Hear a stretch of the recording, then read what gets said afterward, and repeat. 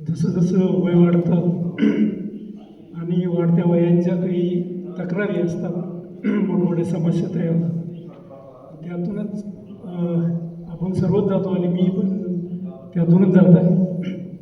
म्हणून इथून पुढलं आयुष्य चांगलं जावं म्हणून शरीरातल्या ज्या जे काही व्याधी असतील त्या दूर होण्यासाठी खरं तर हा कोर्स जॉईन केला.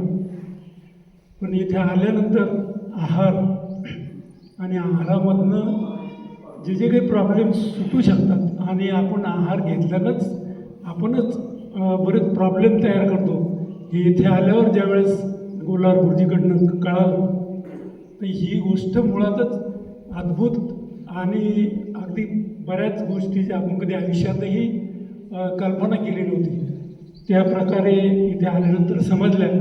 आणि मला निश्चित खात्री आहे की इथून पुढलं जे आयुष्य आहे आपलं जे काय राहणार आहे त्यासाठी ह्या शिबिराचा आहार आणि आपल्या जेवणातनं त्यांनी जसं सांगितलं की आहारच औषध आहे, तर आपल्या या आहारामधनंच आपण आपल्या उर्वरित आयुष्यासाठी खूप चांगल्या प्रकारे जगायसाठी याचा खूप खूप मोठा उपयोग आपल्याला या शिबिरातनं होणार आहे.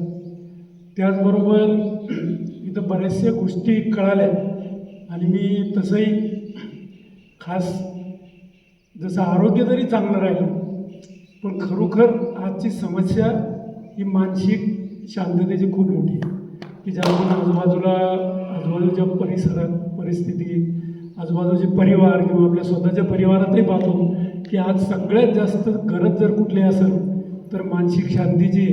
आणि त्यासाठी ध्यान, मेडिटेशन हे खूप गरजेचं आहे. हे आपण ऐकत होतो, प्रयत्नही ज्याच्या त्याच्या परिणाम प्रत्येकजण करतो, मी थोडेफार केले, पण खरोखर मेडिटेशन लागणं फार सोपं आहे अवघड आहे माहिती नाही, परंतु माझ्यासाठी तर खूप अवघड होतं.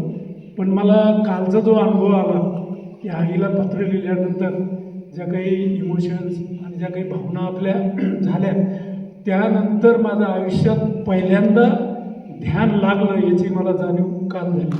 त्यामुळे मी पाटील सरांचे खूप खूप खूप आभार मानेल की आता माझी खात्री झाली